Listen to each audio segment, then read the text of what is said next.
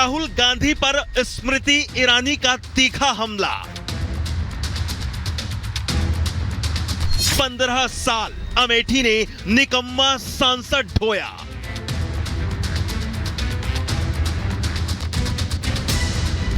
Rahul versus स्मृति, निकम्मे वाली राजनीति। 24 के लोकसभा चुनाव का पावर प्ले स्टार्ट है। एनडीए से लेकर इंडी गठबंधन तक चुनावी मैदान में है।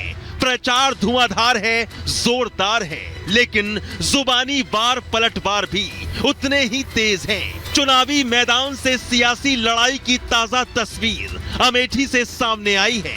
अमेठी से बीजेपी उम्मीदवार स्मृति ईरानी ने एक बार फिर वायनाड से लोकसभा चुनाव लड़ रहे राहुल गांधी को रडार पर लिया है। राहुल गांधी पर जोरदार निशाना साधते हुए स्मृति ईरानी ने कहा कि राहुल गांधी ने सिर्फ वायनाड को अपना परिवार बताया है, वायनाड के लोगों को ईमानदार बताया है, तो फिर हम क्या हैं? राहुल गांधी ने अपना नामांकन भरा, उन्होंने लिखकर घोषित कर दिया वायनाड मेरा परिवार है। वहां तक तो ठीक था। फिर कर्नाटक के एक नेता ने जाकर भाषण दे दिया कि राहुल गांधी से पूछा गया वायनाड से काहे लड़ रहे हैं, राहुल गांधी ने कहा वायनाड के लोग ज्यादा वफादार। फिर हम क्या हुए? राहुल गांधी पर निशाना साधते हुए स्मृति ईरानी यही नहीं रुकी। स्मृति ने राहुल को निकम्मा तक करार दे दिया। स्मृति ने कहा कि 15 साल राहुल ने अमेठी के लिए कोई काम नहीं किया। 15 साल तक अमेठी ने निकम्मे सांसद को ढोया। केरल के वायनाड से पर्चा भरकर अपने परिवार अमेठी को राहुल ने छोड़ दिया। 15 साल निकम्मे सांसद को ढोया, जिसने काम नहीं किया, जीतने के बाद भी गायब रहा, और अब अमेठी की वफादारी पर ये तोहमत लगाते हैं। आपने भी तो वफादारी दिखाई थी, परिवार माना था। मैंने लोगों को रंग बदलते देखा है, परिवार बदलते पहली बार राहुल गांधी को देखा। वहीं कांग्रेस की तरफ से पलटवार किया गया है। राहुल गांधी पर स्मृति ईरानी के बयान को यूपी कांग्रेस अध्यक्ष अजय राय ने मानसिक दिवालियापन बताया है। अजय राय ने कहा कि बीजेपी जल्द से जल्द स्मृति का मानसिक डॉक्टर से इलाज करवाए, बाकी आने वाला वक्त बता देगा कि कौन नकारा है। ये जिस तरीके की भाषा का इस्तेमाल कर रही हैं, मुझे इस कहने में कोई संकोच नहीं कि इनका मानसिक स्तर गिर गया है। इनको अच्छे किसी डॉक्टर की जरूरत है, तत्काल इनका मानसिक इलाज कराया जाए। वहीं यूपी के कांग्रेस अध्यक्ष अजय राय की बात का जवाब अमेठी की जनता अभी दे रही है। जनता कह रही है कि गांधी परिवार ने अमेठी के लिए क्या किया ये सबने देखा, लेकिन स्मृति ईरानी ने 5 साल के अंदर अमेठी की तस्वीर बदल कर रख दी। राहुल गांधी जब से हारे, अमेठी कई बार आए और अमेठी को आप अपना परिवार बताते। उनकी नीतियां वो स्पष्ट नहीं, उनकी नीयत भी बहुत खराब है। यहाँ पे जीजा आए या दीदी आए, कोई फर्क नहीं पड़ता अमेठी वासियों के लिए। अमेठी ने उनको बहुत दूर भगा दिया है और अमेठी में अब उनकी कोई आवश्यकता नहीं है। दरअसल 2019 लोकसभा चुनाव में राहुल गांधी वायनाड के साथ साथ अमेठी से भी चुनाव लड़े थे। वायनाड में तो राहुल चुनाव जीत गए, लेकिन अमेठी में स्मृति ईरानी के हाथों करारी शिकस्त झेलनी पड़ी थी, जिसे बीजेपी ने आगे चलकर बड़ा मुद्दा भी बनाया। अब लोकसभा चुनाव मुहाने पर हैं।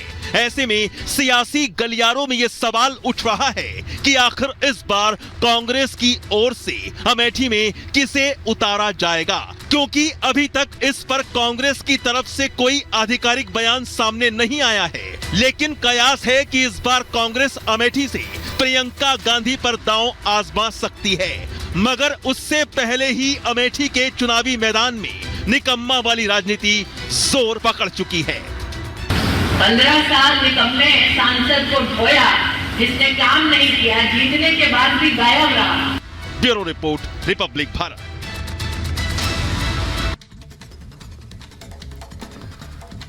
और इधर ईद पर गौरव गोगोई के नमाज पढ़ने पर आसाम के सीएम हेमंता बिस्वा शर्मा ने सवाल पूछा है कि रामलला की प्राण प्रतिष्ठा के समय ये उत्साह कहां था। देखिए 1 मिनट में पूरी खबर।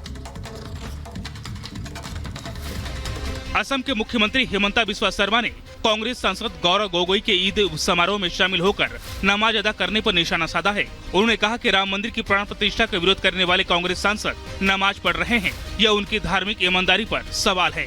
हिमंता बिस्वा शर्मा ने बताया कि जब राम मंदिर की प्राण प्रतिष्ठा हो रही थी तो कांग्रेस नेता उदासीन थे, वो विरोध कर रहे थे। अब ईद में शामिल होकर नमाज पढ़ रहे हैं, यह उत्साह राम मंदिर प्राण प्रतिष्ठा के समय उनमें क्यों नहीं था। मुझे पता है कि गौरव गोगोई नमाज पढ़ना कहां से सीखा है, वो बेहतर जानते हैं कि उन्होंने इसे कहां से सीखा है। हिमंता बिस्वा शर्मा ने ये भी कहा कि असम के मुसलमानों की समस्याएं तुष्टिकरण के जरिए हल नहीं की जा सकती, इन्हें सिर्फ राज्य सरकार की ओर से नौकरियां देकर, गुणवत्तापूर्ण शिक्षा देकर उन्हें आगे बढ़ाने के लिए बाल विवाह के खिलाफ तैयार करके हल किया जा सकता है। कांग्रेस के दिमाग में खाली एक ही जाति होती है, जब एक्शन होता है तो रिएक्शन होता है। 1 महीने के चुनाव में हमने कभी हिंदू मुसलमान की बात नहीं छड़ी।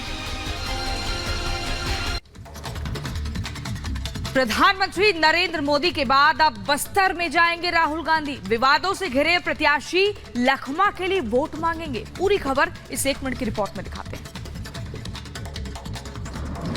प्रधानमंत्री नरेंद्र मोदी के बस्तर दौरे के बाद अब प्रदेश में राष्ट्रीय नेताओं के दौरे शुरू हो चुके हैं। प्रधानमंत्री की सभा के बाद अब आज राहुल गांधी की सभा बस्तर में होगी। पहले चरण के चुनाव के लिए कांग्रेस सांसद राहुल गांधी बस्तर पहुंचेंगे।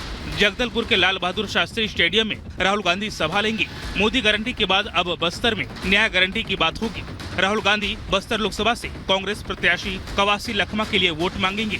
आज रक्षा मंत्री राजनाथ सिंह दंतेवाड़ा और खेरागढ़ में सभा करेंगे, तो वहीं कल राजानंद गांव में अमित शाह की रैली होनी है।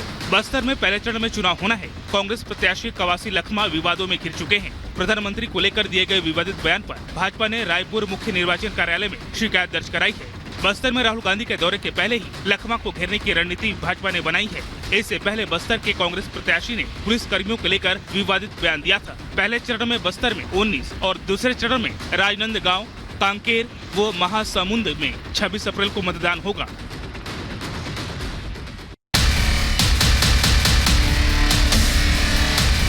न पक्ष न विपक्ष,